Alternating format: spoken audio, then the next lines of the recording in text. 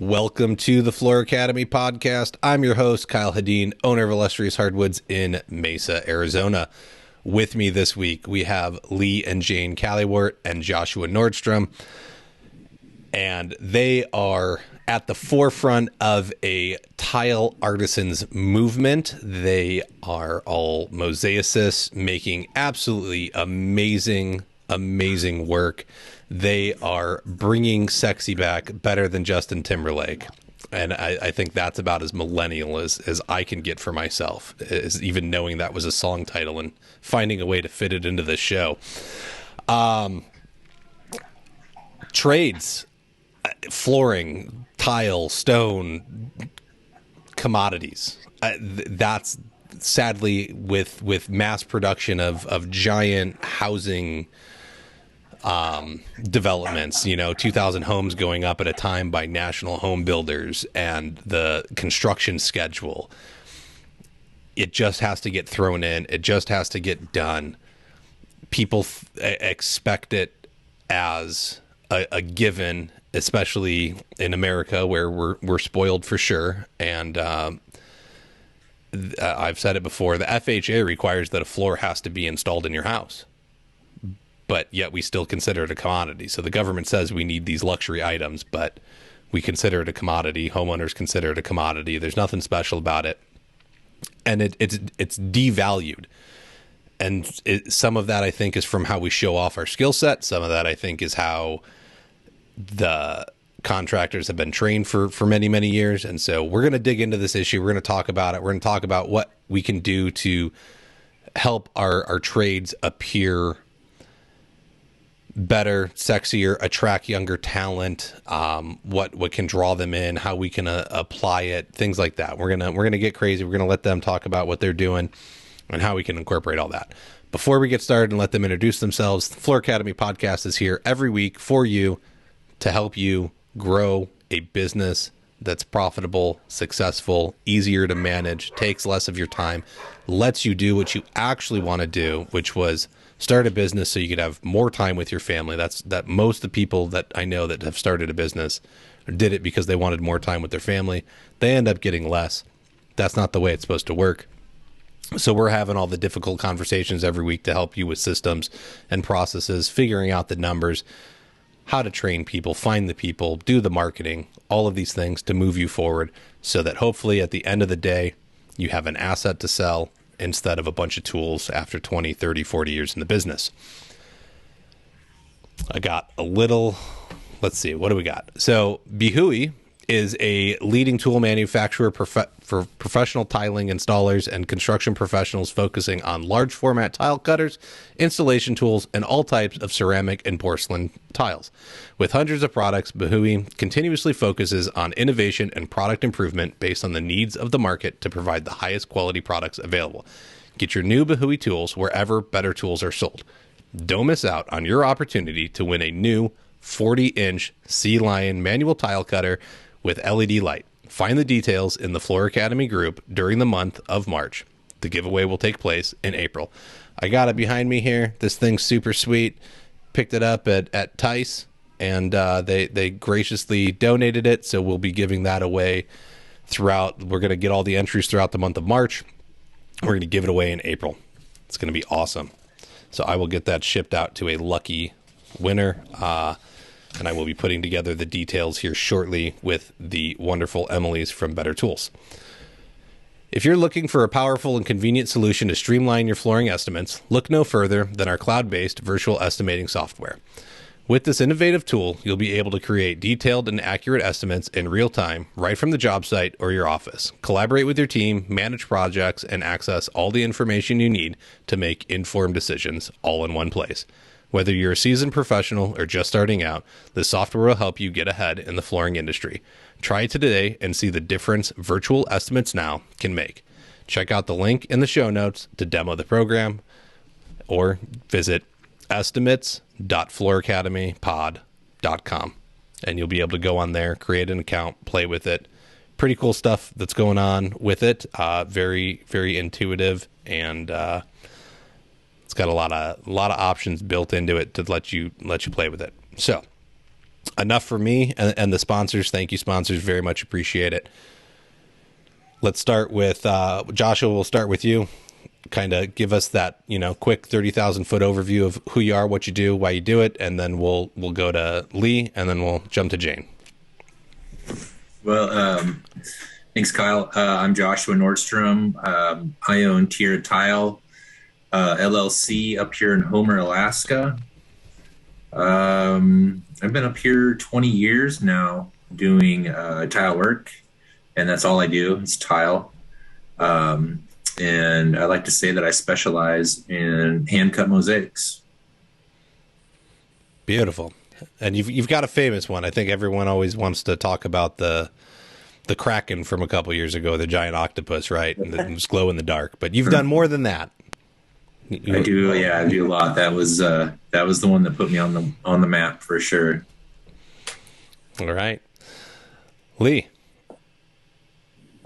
Hey, Kyle. This is Lee Callewaert, Dragonfly Tile and Stoneworks in Milwaukee. We're a high-end tile contractor, and we also specialize in hand-cut mosaics.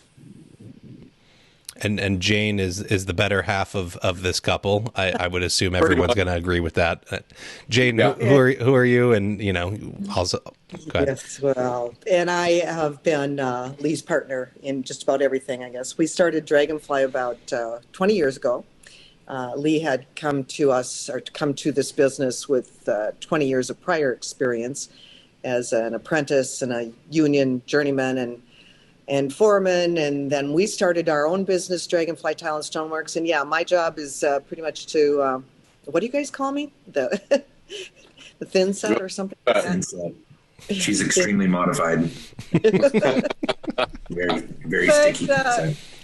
Lee and I got very involved in the industry a number of years back, and as Lee mentioned, we're really specialized in the higher end custom work. And a number of years back, we're getting to that point where we finally had some time to give back, and we got very involved with NTCA and other organizations to do what we could to support the industry and things forward. I'm on the board of directors for NTCA, and I chair the Consumer Education Committee for NTCA.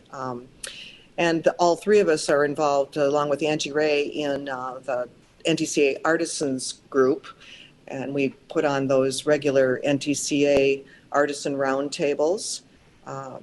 We've also been doing quite a few different initiatives that are supporting the whole artisan movement in the industry. So, can you define the artisan movement for me, or can Can each of you define what you think the artisan movement means to you? And then, Jane, we'll start with you, and then we'll go in the opposite order this time. So we'll go Jane, Lee, and then we'll go up to Josh. Well, we really started Lee and Joshua several years ago. We were asked to do a presentation for coverings. That was 2020, the one that never happened. I don't know. Okay. And Lee had won that Tile Craftsperson of the Year award in 2019, and he had a conversation, or we did, I should say, with Bart Bettiga of NTCA, and we were really impressed that one of the things that was talked about was artisanship, and it was even a factor in the consideration for that award. And so Lee and Bart really started having a conversation. It led from there to, well, maybe you guys could do a presentation for coverings, and then, oh yeah, by the way, maybe we could bring Joshua Nordstrom in, because we had had some communication with Joshua, but had never met him personally, and realized that he had some very similar approaches and methods and mindset that Lee had in how he approached his artisan work. So that kind of kicked off that relationship. And then Joshua was here 2 years ago now, Joshua. I just was thinking about that. It was February 2 years ago. We were sitting at this very table that I'm sitting at, and they just started talking about, this is something that we need to really, we need to do for the industry. And that we have lost our roots. The craft was always an artisan trade. And I'll let Joshua and Lee talk a little bit more about their thoughts on that. But we realized that there was a need to, you called it bring sexy back, but on many levels to increase the, not increase, go back to the artisan roots of our trade and understand that and bring that professionalism back into it, attract younger people into the trade. And from there, that's how things really were born, was sitting around this table that night and getting ready to do the first coverings presentation, which was supposed to be in New Orleans. And they started talking about establishing a Facebook group just to inspire and to help other tradespeople out as they think about their craft. And there's more I could say, but I have a feeling Joshua and Lee could say quite a bit about that too. So I'll let them. Yeah.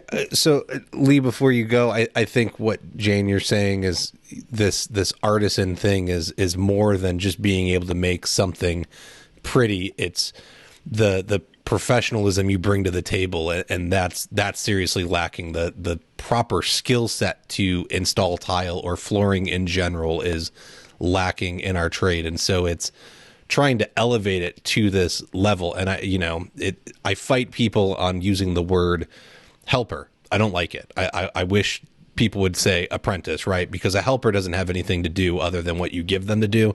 An apprentice has a goal to work towards so they can become a journeyman. And so when you use the term artisan, I'd almost rather become an artisan than just be a contractor, right? Like, it gives me something, it just seems like a loftier goal to reach and more inspiring than these terms. So I like the use of it and what it implies.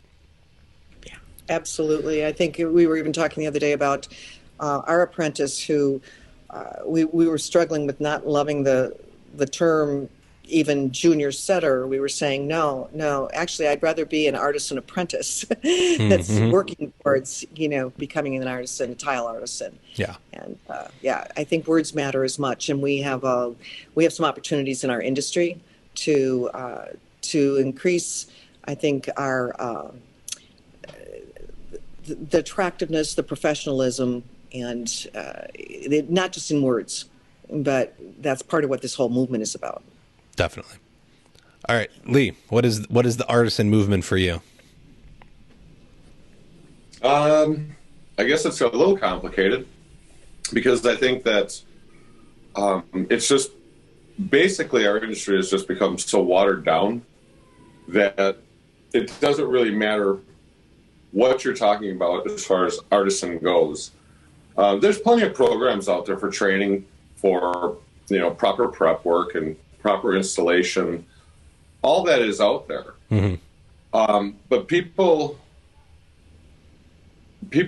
don't take risks. And without taking risks in your approach on an everyday basis, you'll always be just that person putting a floor in a track home.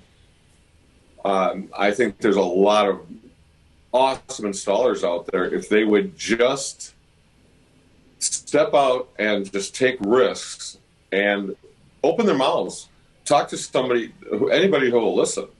In our case, we're fortunate enough to work with, and I always have, even when I was working for a general contractor, if I had the opportunity to talk to the homeowner about a detail or an idea I had, I went directly to them. I just went and talked to them. And yeah, there were times where the contractor or the designer or the architect, somebody, maybe hurt their feelings a little bit. But I'd never be where I am today without doing those things. So once you've honed your skills, start talking to people about the opportunity that you see, and apply those and get somebody to listen, because it's all going to be just generic, watered down stuff forever if you don't open your mouth. Just like with our artwork. Well, we would be nowhere without approaching somebody and with an idea and stepping out, being a little nervous, uncomfortable, whatever, and you'd be amazed at the response. It's like everything else. Nobody knows until you tell them. They don't know this stuff even exists. All you hear over and over, you can do that. Really, you can do that. Well, that comes from a place where everybody just goes to work and does their job. Just put in your 8 and go home. But this movement is about investing yourself a little more deeply into what you do on a daily basis. And I think the training program that we are working on today is the evolution of all of that.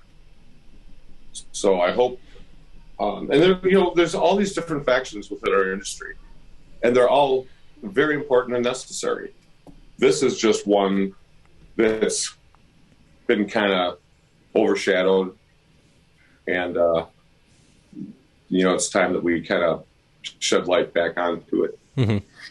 No, I can totally agree. I mean, the work you're producing, what you're showing off is absolutely amazing. But even within the hardwood world and doing parquetry, there's people aren't asking for like super intricate,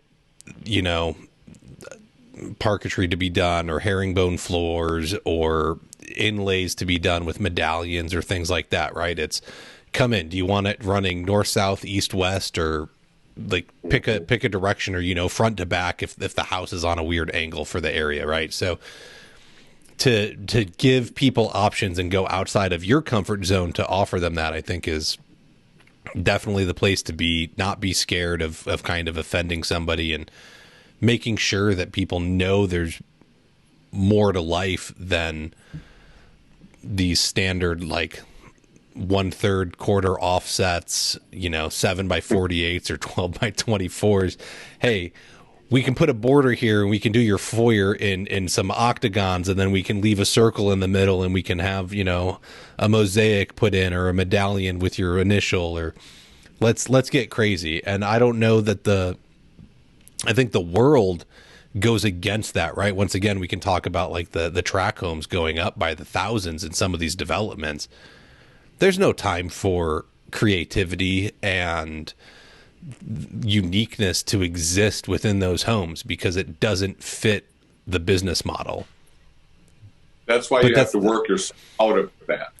I agree, but why? I think the business model needs to change. I don't think that's a great business model. I would rather have I want mom and pop to come back, right? I'd rather have one guy building me like a block of homes, and each house gets, between the whole block, you take a couple tile setters, but it takes a little bit longer, but we get something a lot nicer at the end, right? We can pick different finishes and have more options than you can pick from these 5 tiles, and you can lay them this way or that way and be done with it. So it's just, once again, it's been commoditized and dumbed down to a level that can do production, but that's not what any of you are after. And I don't think that's what homeowners need to see, that there's more, and they don't see that. And so I think that's where this whole thing comes in.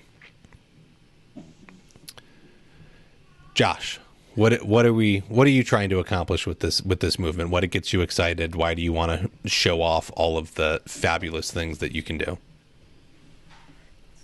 Well, I think the main point to get across, that we're trying to get across to everybody, is to slow down and pay attention to details.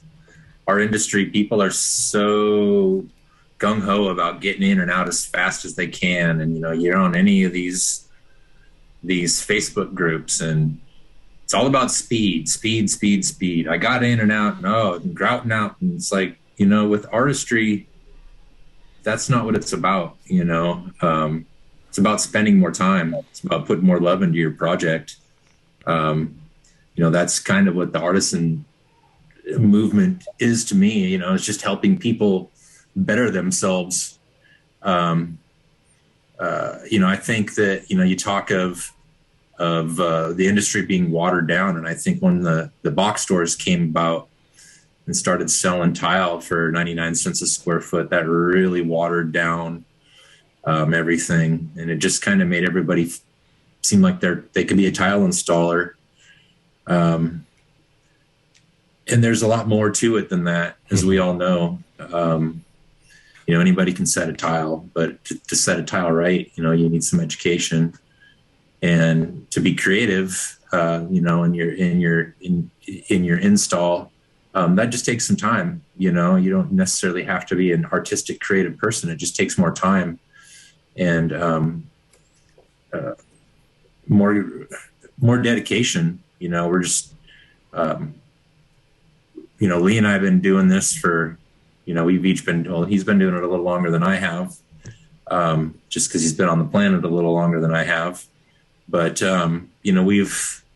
we've each stumbled through this from the very beginning, like finding the fastest ways that we know how to do it, which doesn't, ultimately it speeds the process up from start to finish. We're not trying to get the project done as fast as we can, but, we've streamlined the process, and we know that we've learned the do's and the don'ts. We've stumbled and, and figured things out the hard way. And we're all about sharing that knowledge that we've learned over the past 20 plus years with everybody else, just to try to help them get there a little faster than we did. Looking at the online groups, there's so much talent out there. There's so many people doing amazing installs. Not just the artistic ones, just in general, installs that require a bunch of math and, layouts on key. There's a lot of talent in our industry. So people are definitely into the artisan movement. And it's definitely growing. I think Jane said it was 2 years ago. It seems like it's been longer than that, but I mean, it's so much has happened in the 2 years that we've been doing this. It's crazy. Well, you just had the, it's been 4. I think it's been 3. I don't remember. I can't remember now. It's gone so fast. Yeah, I was just thinking it had to be longer than 2 years. Well, yeah, this is 3. This is 2003. Yeah, it would be. We just hit 2000. Yes, it's 23. So anyway, we're just trying to spread the love and trying to, like you said, I mean, we're trying to, and Jane coined the phrase, we're trying to make tile sexy again. It's just people's, it's anywhere you go. If you travel, usually you're going to an airport first, and as tile setters, we all notice the tile everywhere. You go to an airport, then you go to a hotel, restaurants, whatever. All the tile work that you see is just a lick it and stick it in and out as fast as you can, and the quality's not there most of the time. It's all about speed. Get in and out as fast as you can. And I think that mentality has really given our industry a black eye. And, we're trying to change that. So hopefully, the more people that get on board with this movement, the faster it's going to change, and people will have a different idea when it comes to tile. Because I think the majority of people don't think it's a skill set. I don't think that, I think most people think a tile installer, isn't it's not a skilled craft. It's not a skilled craft. Yeah. I mean, most people just think it's a job, and it's the exact opposite of that. I mean, we get in there and we're trying to make the place look nice from everybody, like cutting corners and doing everything as fast as they can and as cheap as they can to get it to the point of it being tileable. So we're just, we're a lot of times we're putting lipstick on a pig trying to make it look nice. It's supposed to be the jewelry. That's exactly. And then, what happens too is tile's one of the last trades in a house. And what happens at the end of a project? Everybody's over budget and they're out of money. So there's that. It's a double-edged sword, and you're coming in and you're wanting to sell people on high-end tile art, and people have these huge dreams and huge expectations, but they're, most of the time, unless you're in a really high market, people's budgets are blown. So, there's there's that going against us too. I couldn't agree more. I've actually started pointing out to clients when I'm going in and bidding floors, and I'm like, look, you're doing this part of the remodel and you got this thing going on and this thing going on. I was like, how often do you truly use your kitchen cabinets, right? How often are you going to use the paint on the wall besides just looking at it? Okay. So if we're going to skimp in places and go over budget somewhere, I was like, look how much you use your floor. Or, if I was a tile guy, I'd start pointing out, like, you use your shower probably every day, at least once. That gets more use than most other items in your house and harsher use than most other items in your house. And so you start kind of having these conversations with people and pointing out how they actually use their home. And while they want the beauty of the, brand new hot countertop style and hot cabinet style and all of the options on it, I don't think that stuff actually matters. Like the functionality and the lifetime, like the lasting use I can get out of a good floor and a good shower matter way more. And so like I start trying to bring that up to my clients and let them be aware of it. And then all of a sudden you can see a shift start in their head where they're like, oh, maybe I shouldn't go over budget here, and here so that I have the money here. And then you can do the upsell, right? You can get them to put in some kind of mosaic piece in the shower or the foyer, or get the upgraded flooring, or like you can start getting some of that money back into your own budget.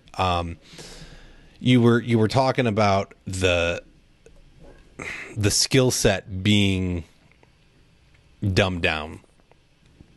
So Joshua, what do you think, besides like the box stores and this, we've got track homes, we've got box stores, just kind of the industry, I think, changed in how it approaches using trades. How do we change that besides just showing that there is a higher level? How do we get people interested in wanting to pursue the actual correct and proper methods and installation methods and the artisanship behind it, as opposed to, well, they said that I could just, grab this trowel and slap this thing this way and mix this stuff up with, it just needs to feel this way, right? I don't need to read the bag or anything. It's supposed to kind of look like this and feel like this, and I can trowel it out and I'll stick the tile down, or, the floor doesn't need to be flat. I can just start clicking the LVP in, or whatever it's going to be. How do we get an industry that's not interested in training, that's I think Lee pointed out that it's readily available, or maybe it was you, Joshua, right? Like you can go almost anywhere and get the technical training. The manufacturers offer it. The reps are constantly at your distributors or supply houses, and yet it's not a lot of the industry that's showing up. It's not a lot of the industry that's showing up on online communities to operate at a higher level. So how do we change this mentality, or how do we go demonstrate it that we attract people in? Well, I think that is the answer to that is certifications. I think our industry, just like electricians and plumbers, and I think they all need to have certifications to do what they do, and we're slowly getting there. With the CTI, that's the start of it. And there's always pushback on that. You get the old guys that are against it, and there's pros and cons to it.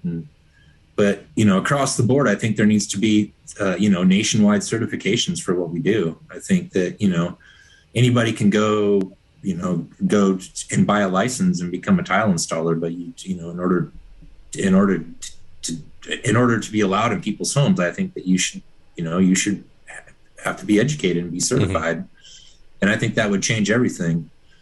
But getting everybody on board with that's the hard part, and like I said, I think the NTCA with their CTI program, I think that's a great start. I think they're almost up to 2,000 CTIs now. Getting close. And that's a good start. But, other than that, I don't really know how to go about it. Mm-hmm. There's, like I said, it doesn't take that many tools for a tile guy to get started. You go out and they're again at the box stores, selling cheap tools. People can go in and for a couple grand, you can get yourself a saw and all the right equipment and trowels and some floats and sponges and, knee pads and just the basic stuff, and throw it in the back of a pickup truck and put a sticker on the side. And now you're Joe Blow Tile, and so many people do that. It's probably not even a couple grand, sadly. I bet you could do it for $800 or less. I'm sure you could. And go get yourself a grinder. Yes. And a 4-inch diamond blade, and sadly, there's guys out there doing large panel jobs with just a grinder, and that's just, it's just lack of knowledge, So I don't know. It's, that's a tough one. That's a tough question. One of the things, if I can intervene, Dick, please, I was going to you. I've heard, and Lee can talk about this, but, you talk about the artisan movement. And one of the things that we have found that is so important about the kind of work that that Lee and Joshua do is that once you learn to, as Josh was talking about, all those details, and once you learn the skills and you get the eye for that attention to detail that's required when you're doing really, truly custom artisan work, it's applied to all of your work. You don't walk in and look at like Legos. Some people nowadays, sometimes you don't have some of the finishing pieces that you might want in a certain line. And, Lee's approach has always been, well, make it, you've got the ability to look at something and with a whole different eye for the details that's required. And that's part of what this whole movement is about. I actually was just pulled this up, Kyle, which I think is kind of funny that I had this out, but I was in another meeting about all this earlier. And I think back to when Joshua, when Lee and I started that Tile Trade Artisan Guild Facebook page. And Lee was talking about what this movement is. And he said, I think the industry needs a change and believe all of us collectively can be that. From a design standpoint, the industry has veered from its historic roots. The craft was actually lost to some extent through the evolution of materials. People don't have to build in the same manner as so much comes pre-made. They don't have to build the art. In many ways, the custom fell out of tile work over time. And we are here to foster the historically important artisanship of the craft. And I think that what I've seen happen, literally, is that those that start getting involved and learning more about how to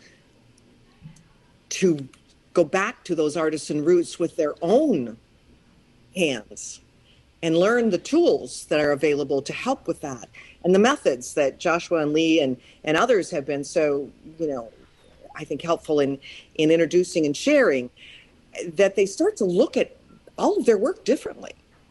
And, so I think that there's an amazing opportunity to really go back to those historic roots. And I should mention that when we talk about the artisan movement, we don't talk just about what a craftsperson does in making, a fancy, lovely piece. We really see it as an umbrella, and it includes all those things that were part of our history as a trade and as an industry. Handmade tile. You need to know how to, handmade tile, the makers, they're crying for people that are skilled installers to understand how to work with their products. And they're beautiful products, and they're not what you buy at the big box store. But the more that they have, so we're partnering with them as well.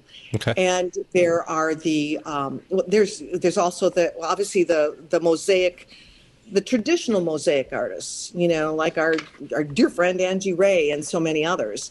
They do beautiful work, but they too need to understand, and not Angie specifically, but many, how to work with the installers and understand what our installation requirements are and how to produce their materials in a way that they can partner better for a beautiful installation.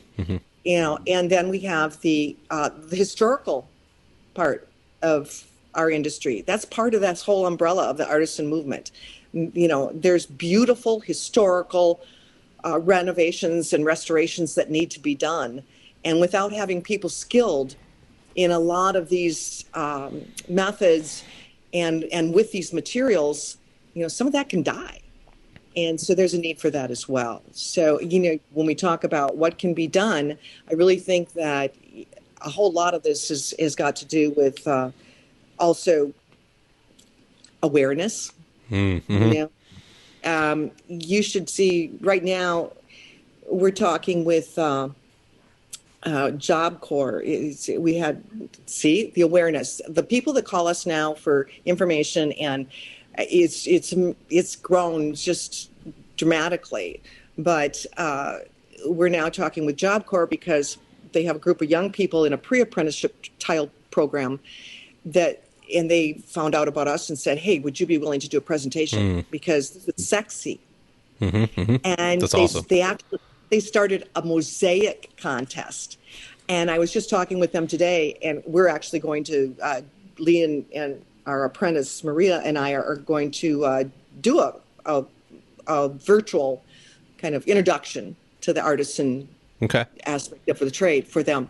But they said, you wouldn't believe what's happening. The engagement from our students, because they're doing this mosaic contest and they're starting to get their hands into things differently, is amazing. Well, these are the young people we need. Yes. And the more that our trade comes back and understanding the importance of our craftsmanship and us as an artisan trade, I think the more that we have an opportunity to draw people back into it. But Lee, you can say more about that. Before you go, Lee, and then we'll jump into it. I couldn't agree more. So the only reason I ended up in this industry or the flooring industry was that I did wood shop. So like wood shop and cabinet making in high school and middle school. I was very fortunate that the middle school and high school I went to both had very nice shops, and I got to learn how to use these tools and build things. I still have the coffee table that I built to this day downstairs in my living room. But when I had to assess my skills and find a new direction in life, I was able to look through what I had. And I think that's a lot of times what we're missing is you're talking about these Job Corps reached out to you with young kids that were already excited in a program. And then you were able to present them with, okay, you're here, but look at what you can do with it if you think outside the box and you tweak this or you kind of do these things. And the mind, especially when they're younger, right, it's a lot easier to open your mind up to that creativity and get excited and start seeing things differently.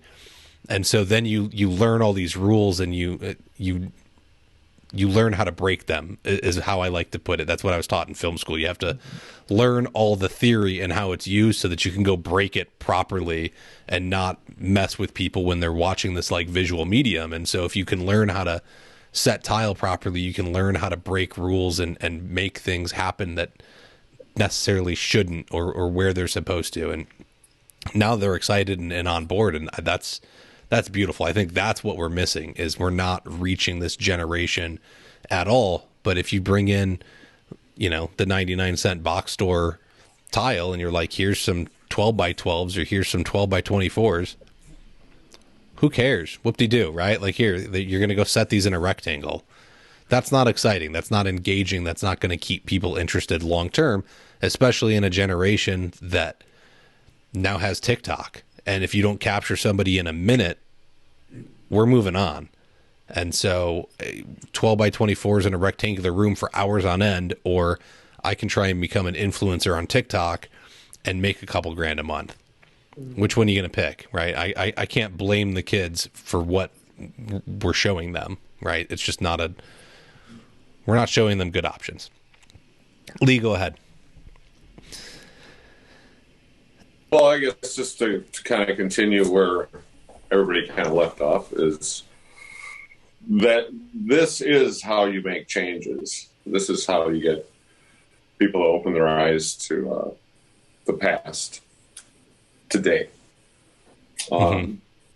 Is you have to be willing to, it's taken a lot of a lot of volunteer work on all of our parts here today to get where we are at this point.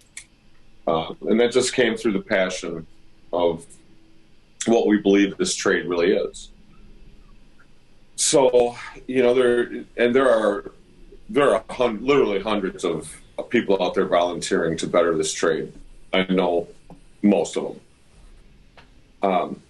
So that is needed more than ever, because you don't have people going and working for a company for a number of years and working under somebody, gaining the skill and knowledge to become a true craftsman.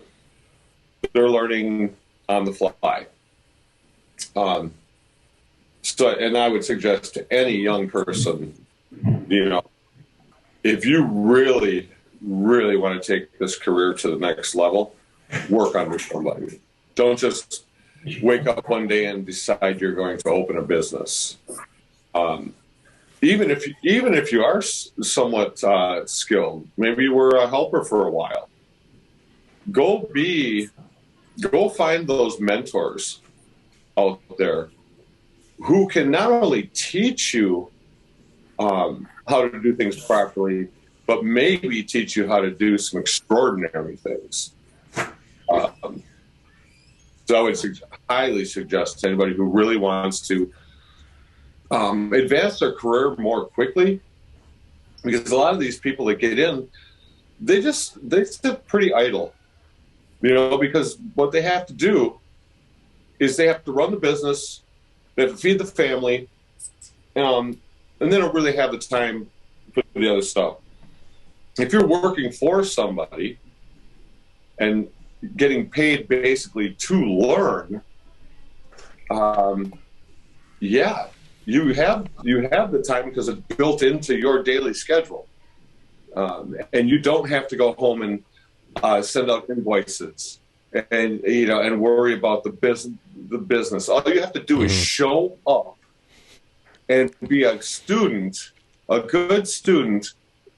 And if you do that for a number of years, you're going to be far, far ahead of most people who have been in it for the same amount of years of you have been, them on their own, and you working for somebody else.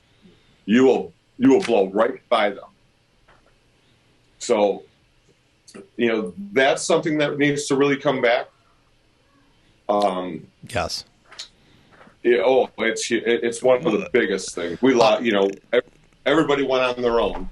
Yes. Very frustrating. The whole system pretty much broke down. That's a big contributor to where we are today.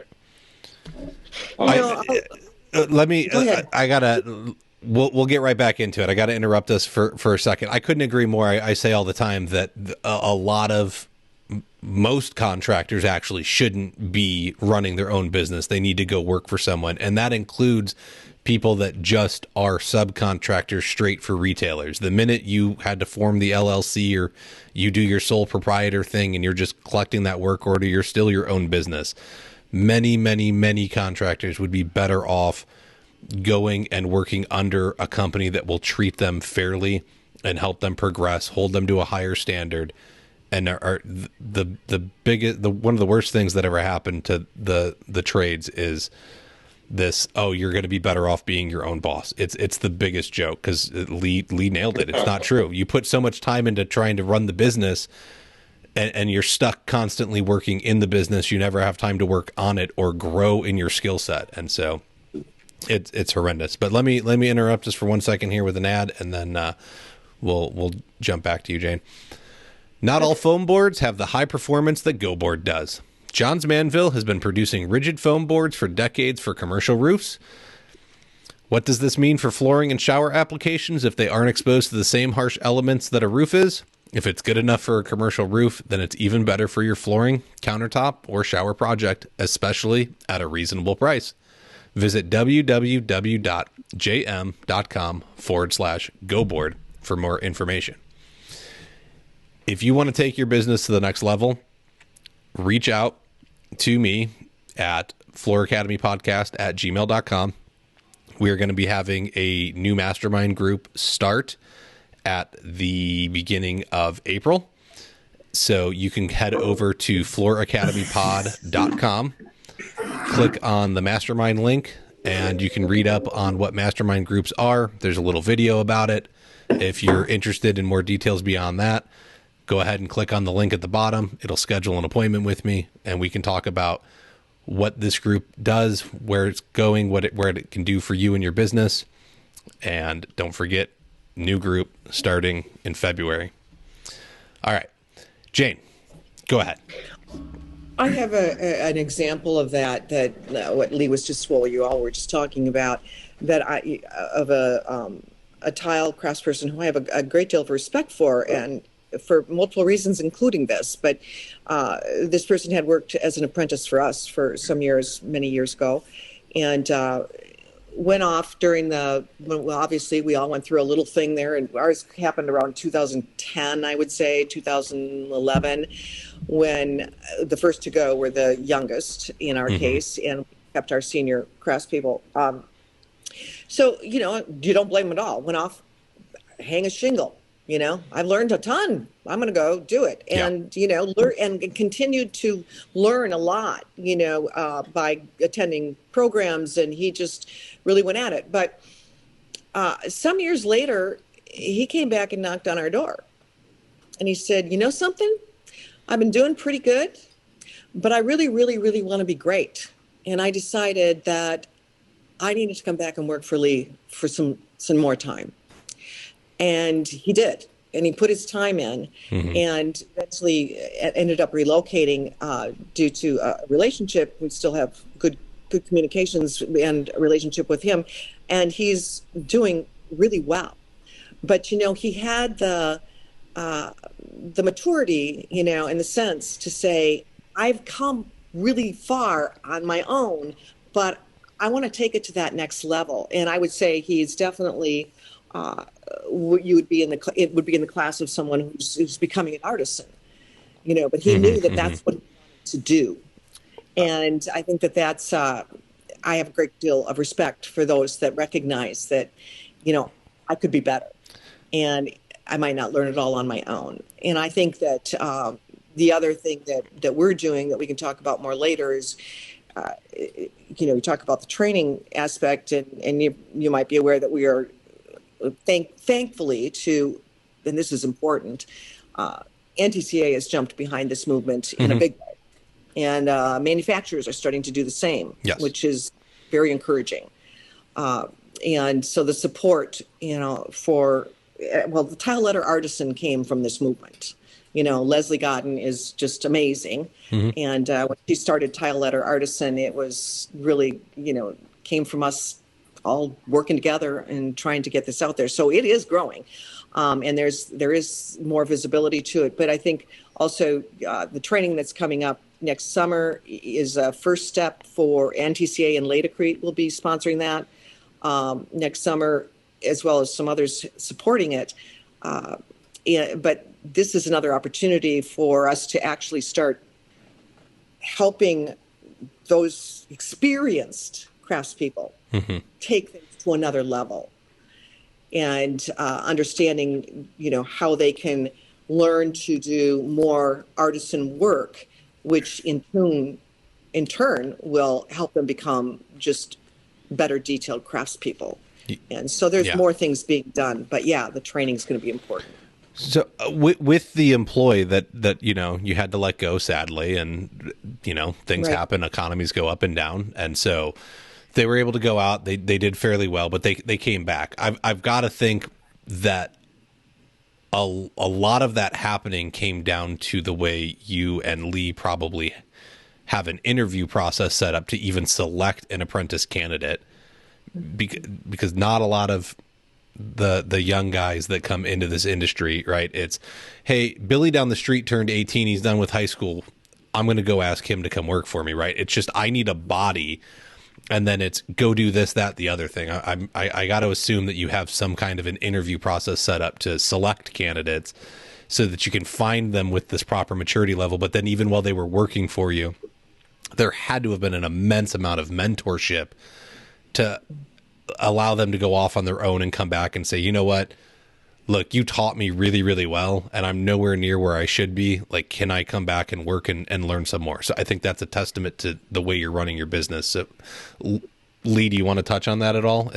Am I on the money? Am I in the realm of what's going on?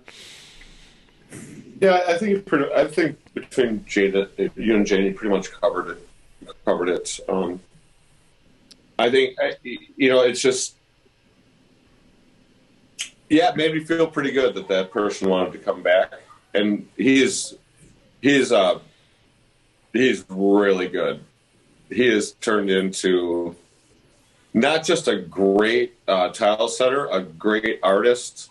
He comes up with, I see some of his stuff and I just go, yep, just makes you kind of smile, But now he's even, now he's taking it to the next level. He's started working on education and in our industry, and getting involved that way. So, yeah, I mean, once you inspire somebody to a certain level, they are going to naturally just take it, keep going. If they're driven like that, that's what we need. There again, that's what we need more of, right? You get them excited enough. How'd you identify that candidate? How did you find the young person that was going to get excited, and then you were able to motivate to stay excited, right? That's kind of what I'm looking for, right? Like, what's the secret sauce, if there is any? I'm sure there's not. I'm sure it's, I got to go through 100 to find the one, but if there's anything that's worked for you to be repeatable and find talent over and over again, because I think that's what a lot of people are missing is I just need a warm body so I can get something done faster. And we're not instilling that passion, right? We're not showing them what's possible within the industry. And so if we want to grow this and bring respect back to it and really show off what's possible, we're going to have to train up a new batch of people that have the same passion or a greater passion than we do. Well, a lot of people don't have the time, and that's what it comes down to. You hire an apprentice, and you're trying to get some tiles set, right? How much time do you have to train that person other than to show them how to mix up a bucket of thin set and sweep the floor? If you're not willing to invest the time into somebody, well, you really think they're going to hang around or be excited about being there? They're not going to last. But if you show them that you care about their growth and you can get them excited about what you do on a daily basis just by doing what you do, I think you have a much better shot at taking somebody that may have thought this was just a temporary gig, but maybe you inspired them to the point and show them that you did. Maybe a lot of these people take these jobs and they always feel like nobody cares because they just go over there, take the broom, go over there and just do something. Well, yeah, you're not going to feel any self-worth, and you're not. What are you doing? So you have to show people that inspire them to know that they can do this, and you will keep doing it until you do succeed. I won't let you stop. So you can be frustrated, you can whatever, but you have to be able, when you hire these people, you have to be able to have the time, put the time aside, whether that's giving yourself before or after work, before you have to start, actually doing some installation work. Find the time. I know we're all busy. Find the time to be more than their boss. Yes. No, I love it. Right. I think we have a responsibility that it's not just about providing a paycheck to employees when you bring them on board. you need to leave them better than you found them. You need to mentor them. It's not just about an exchange of, you're going to provide this service for me that I hired you for, and here's a paycheck. There needs to be more than it. You hit on it a little earlier, and you were talking about there's not a lot of training going on in general, right? Whether it be like they come and work for you and they're getting taught proper methods, or they're being taught how to run a business. And I think a lot of people have this I know they have the scarcity mindset, right? They don't have this abundance mindset where we can all work together and grow each other and succeed. And I'm fortunate that I live in Phoenix, and there's 4.5 million people here. If I want to find a project, I can find a project. There's enough work to go around with everybody here that it's never affected me. Whereas we'll come to you, Joshua, but maybe in Homer, Alaska, there might be competition, but even then I doubt it, just based on, how many people in Alaska set tile, right? The population's small. Then we're looking at a niche of a trade. So how many tile setters are there really? So for you, do you have someone up there helping you right now, Joshua? No, not right now. I had a helper for a couple of years, an apprentice for a couple of years. Good and I laid her off here this summer just because I saw there was going to be a little downturn here for winter. Homer's kind of a tourist town. Okay. A lot of people snowbird out of here in the wintertime. So the town shrinks at least in half. And,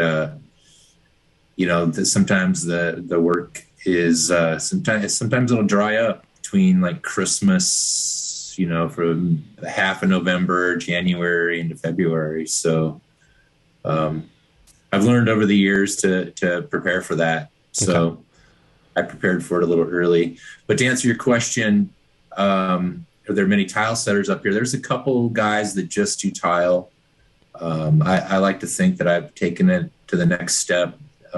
These other guys they're just old fashioned. They're stubborn and won't go, get trained, and, they know it all already. And, on top of that, every carpenter I've ever met is a pro tile installer. So, everybody knows how to install tile. So, I can do it too. Trust me. There's that. But there's only a few of us that's all we do is tile, and that's the only thing that I do is tile. And I've been doing it long enough here, and I'm fortunate enough that I've been doing it long enough here, and I've been really focusing on the mosaics for a really long time, and that's what people know me as the little higher end, and the guy that does the specialty stuff. So. I'm not saying that I don't work with box store tile. I still do, but not as much as the other guys do. So I'm kind of fortunate in that aspect. Well, so you had your apprentice for a while, and then you had to lay her off. But was there, if she was around for a while, I think a lot of times people are struggling to find anybody, let alone someone that'll stick around for a while and shows interest. So is there a way you went about hiring her? Is there a way you went about mentoring her to continue to be interested that you think worked better than what you see happen in a lot of other contracting businesses? Yeah, well, I hired her specifically. I had a big pool project I was doing, where I made 2 life-size orca whales that to go on the bottom of a swimming pool, and that just happened to be right when COVID happened. So she is a musician, so she has that artist sense. So she was really into doing the mosaics. So that's what I brought her on board for, was to help me with that project. And then the couple of COVID years were pretty crazy. I don't know if, I hear everybody else talking, it was their busiest years yet. And for me, they were definitely my busiest years, which was kind of strange. Everybody wanted to spend their money because everybody thought they weren't going to be around to spend it, I guess. I don't know. I really don't know. But yeah, it worked out well. She had the creative side, she excelled in the mosaics. She excelled at the normal installs too, but I just didn't see the passion there. It's that my business comes first. And like I said, I saw that winter was going to be a little slow this year. So, I made the decision to lay her off to keep Tierra Tile moving. So, that was my choice. And, and if I get busy again, when summer rolls around, I don't know, I'd consider hiring her back on or hiring somebody else, but I don't know. It's great to work with somebody, but it's great to work by yourself too. I mean, there's kind of that double-edged sword, Yes. I have no desire to take on every job and get as big as I can and be the tile god of Homer. Like, I'm happy doing what I do. I don't want to get big. It's just more headaches. I like staying small and doing the artistic stuff, ideally is what I want to do. And I'm getting closer and closer to pulling the plug on regular installs and just doing the art. But I don't have the courage to pull the plug yet. So here I'm still doing the normal stuff. You find a way, right? I think it's, let me ask you this. So you hired her, she stayed on board for a while. You hired her for one project, but then she stuck around after that. So you're teaching her this skill set. Once again, it goes back to having this scarcity mindset of now you live in a place where there's not a lot of, there's less work than a lot of areas, right? And now you're trying to specialize into an even smaller niche within a niche market. And yet you're teaching somebody else directly in your area this set of skills, and you don't seem to care or be afraid that she's going to go, well, he laid me off, so I'm going to go start advertising that I can do what Joshua does, and I'll do it cheaper and take the work. Well, I don't know. I mean, I guess that thought could be there, but I'm not too worried about that. People that seek me out, I don't do any advertising. So people that seek me out are seeking me out for my skill set, something that I've earned. So, I don't feel that there's any competition there. So no, and it takes a certain person to want to go out and do it themselves, and there's not a lot of people want all of the headache of owning a business. I think they can kind of sense that there's a lot more to it, I mean, it sounds great to be your own boss, but when it comes down to it, I think there's more stress involved with being your own boss than just clocking in and clocking out somewhere, so. Yeah, totally agree. Well, I think that weeds most people out right there. I wish. I think there's a lot of people that don't even know what they're that they're going to bite off more than they can chew. But to kind of go back to you working with this young lady and teaching her the skill set, the way I've always looked at it is, in my mind, you elevated the talent in your area. And so even if she were to go start up, right, like you're saying, people seek you out for your skill set, you're not advertising. So she'd probably have to advertise and try and gain a skill set. But now she's putting out work that brings more interest in what you're doing to more people, which should bring more interest in what you're offering. And now they have options, right? So we've elevated the talent pool, which elevates the entire industry. And to circle around, I think that's what we're after with this artisan movement, right? Is we have to go show these skills off so we can elevate the entire industry back up to what we believe it should be. And I don't even know that it's what we believe it should be. It's just what it should be. We need to take pride in what we do. We need to make sure we're looking at all the small details. And I don't care if you're only doing a 4x6 powder room and the tile is absolutely horrendous.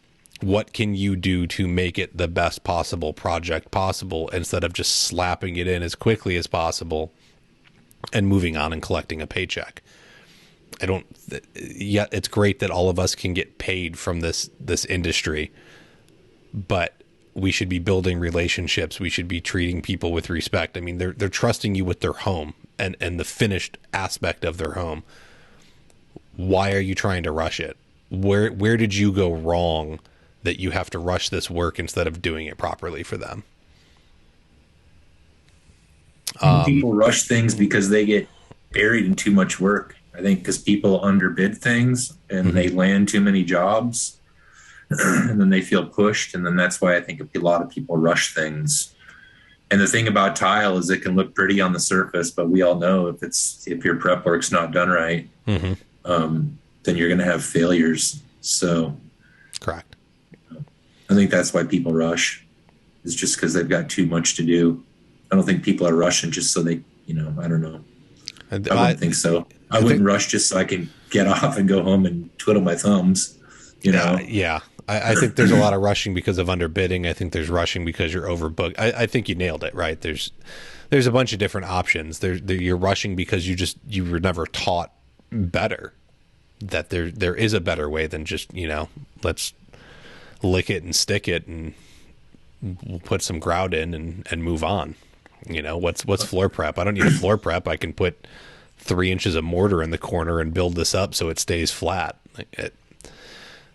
Crazy things happen, and it comes back to a poor training from a poor role model, from someone that may or may not have been meant to run a business, and it's been watered down over and over again, and that's why I'm very interested to see what the three of you continue to do, along with Angie and other people in the industry, of pushing this.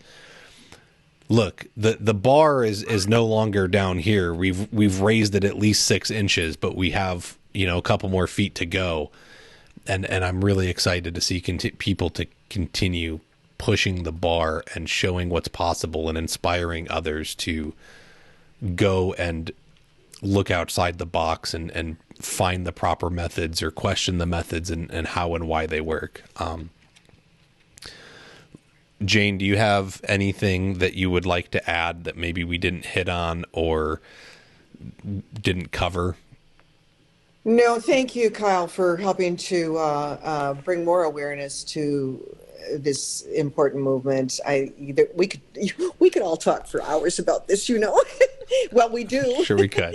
And there's so many aspects of it, but Lee, he's probably got more. He could also talk for hours about it, but, and Joshua as well. But thank you for bringing awareness to it. No, my pleasure. Thank you for coming and joining me. Lee, is there anything that you think we need to hit on or touch and make sure that we get this last little bit out there? Well, I think when you were touching on like the movements and this training program, it's funny because I think there's so many people who have said, well, you're giving away all your secrets. Mm-hmm. But you did touch on the fact that you're you're broadening the idea, the fact that these things are out there. So by doing so, creating a larger market for this type of work, just through inspiration. It's funny because I've had a few people ask, and I said, well, wouldn't we all have more work if the market was bigger for it? Just because the client was educated that it actually exists. Mm-hmm. And that goes for the artwork, and that also goes for some of the high-end detail work. Those things, once their eyes are opened to what's really possible in what we all do on a daily basis, or what we can do, it almost becomes expected. Yes. Now when I go, and that, I know my clientele to this point, they expect more out of me than they got last time. So how can you get bored with your job, right? When you're constantly challenged. And that's that's by educating people. Once they see what is really possible, you've set the bar higher on everything. Now they're not just going to hire anybody. They're looking for the best. I love what you just said. My clients expect more out of me than they got the last time. So you have to be constantly evolving, staying on top of things and staying educated and pushing the limits of what you're capable of, and constant growth. I think that's what doesn't make sense to me when everyone's like, no, you're giving away the secrets. I can't train you, or I'm only going to teach you half of what you need to know. And that's probably a lot of the reason why we're in the current position we are. But does no one realize that someone taught you? And I know there are some self-taught people out there, but you know what? You probably picked up a book or went on YouTube or read a set of instructions. There was somebody that was experienced that helped you get the info. And now you're going to sit here and say, I can't afford to train somebody. Mm-hmm. If the first guy that decided he wanted to start doing tile in some form didn't teach his son or nephew or neighbor how to do what he just created as an art form, we wouldn't have any of what's going on today, because he would, no, I got to be the only one to be able to do this. It's nonsense. It's like, it's one of the excuse drives me nuts, because it doesn't even make any sense. So please go share your knowledge with folks. Go out, educate somebody, mentor somebody, bring them up. I love, once again, that you guys are pushing this to be an art instead of just a trade or a craft, or, it sounds so much better. So thank you for that. Joshua, do you have any closing thoughts, things we didn't hit on that you want to make sure we get out there? Well, I think a lot of times people are afraid to challenge themselves. And me, I don't know. Maybe it's just my nature. I like to challenge myself with everything I do, because if you don't challenge yourself, you're not going to excel. So, I just highly recommend that people challenge themselves on a daily basis and try to outdo yourself, try to outdo your last job. That's kind of my mentality is, everything I do, I try, and I don't know if that's a curse, but I'm always, when I design something, I'm always trying to design it better than the last one, you know, and make it that much harder. And, ultimately, the challenge, you learn something. It doesn't matter how long you've been doing something.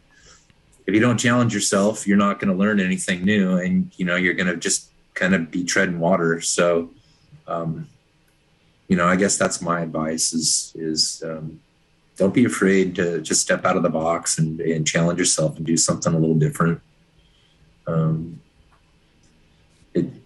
It'll set you and your business apart from others, and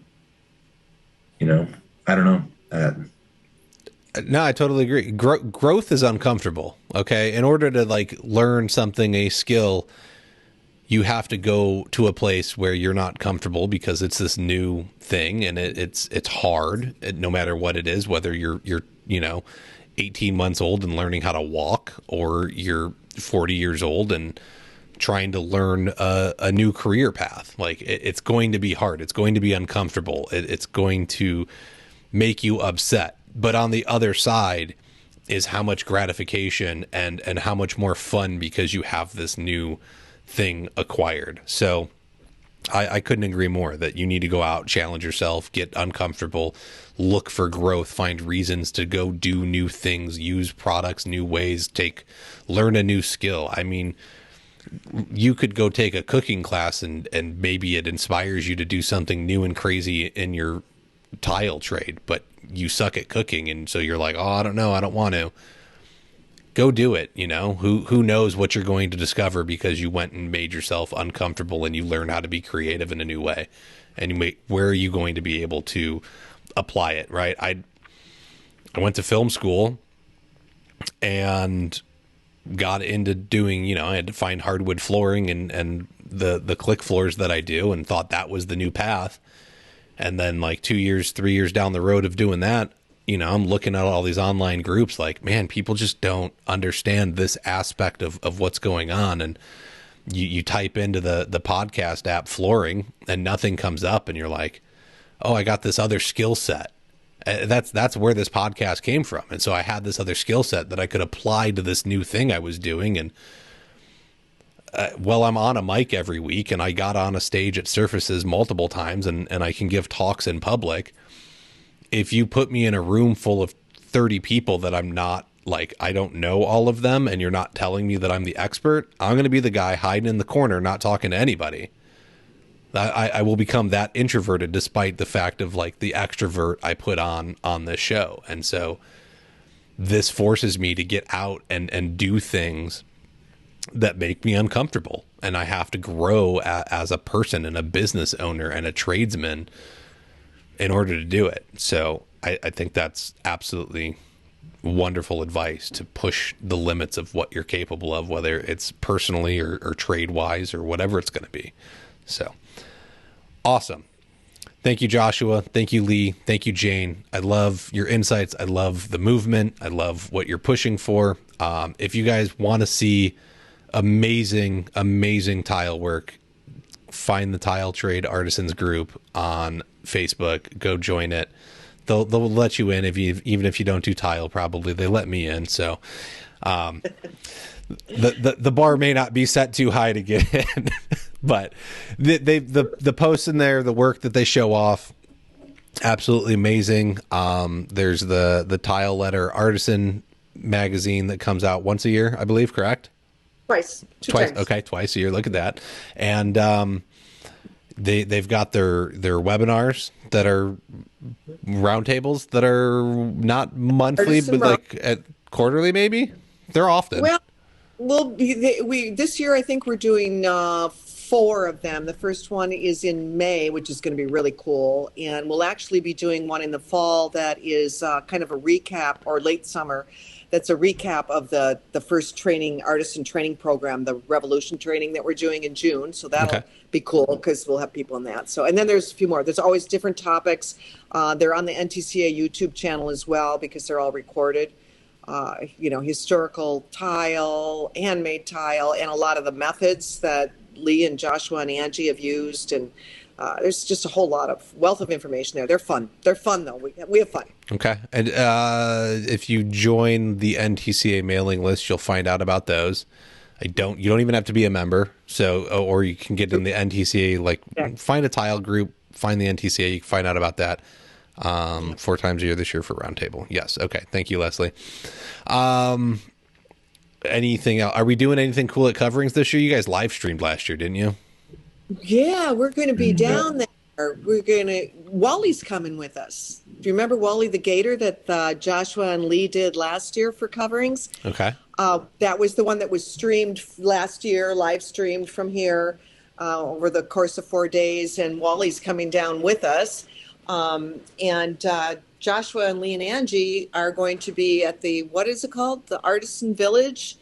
For every 3 days. And they're going to be just answering questions and showing some examples of using those pre-mounted methods that they presented and had accepted into the new artisan chapter in the NTCA reference manual. So we'll be there. Awesome. Coverings, April, Florida. Look it up, Google it. It's there. It's a thing. It's free to get in. You just got to pay your hotel and whatnot, but the show is free. So there's a free plug for Coverings. Awesome. Once again, thank you all for coming on, sharing your passion, your excitement for this. I love seeing it. I love experiencing it, and just seeing the positivity you put into the industry when it's not always there in the online groups. And I appreciate you just raising the bar that this industry needs. Sadly, the bar for contractors, you can probably, it's like the broom laying on the ground flat, so you can just kind of step over it, and as long as you show up on time and deliver a bid, you can you've done more than most. So I love seeing this bar get raised continuously to outperform what we were doing yesterday, right? Just 1% better a day. That being said, thank you everybody for tuning in. Go ahead and check out Floor Academy Pod. We've got resources over there, whether you're looking for other podcasts to listen to, books that I've read and personally have enjoyed. There's the link for the mastermind groups so you can learn about those. And there's the file section. Go over there, download some of my cool Excel spreadsheets, and they will help you move your business forward in different ways. If this show's doing anything for you, helping you move your business in a direction that it was not in 6 months ago, a year ago, check out patreon.com/Floor Academy. Even $5 a month goes a long way in helping me to continue to create this content. Check us out over on YouTube. Go subscribe over there. I need 1,000 subscribers. I'm still under 200. I think I'm at like 180 now, 160, 180. I don't know. I need 1,000. Go like and subscribe on YouTube, and then you can watch these crazy interviews instead of just listen to them. And I think that will do it for us. So, last word from a sponsor. I hope you all attended the International Surface event this year in Las Vegas. What a great time we all had. The event was packed with wall-to-wall product. Tice has released the Tice 2023 Product and Trends Lookbook, packed with the newest products hitting the market this year, capturing a snapshot of what everyone was able to discover on site. Make sure to access the lookbook in the show notes. All right, folks, that's going to do it for us this week. We'll catch you later.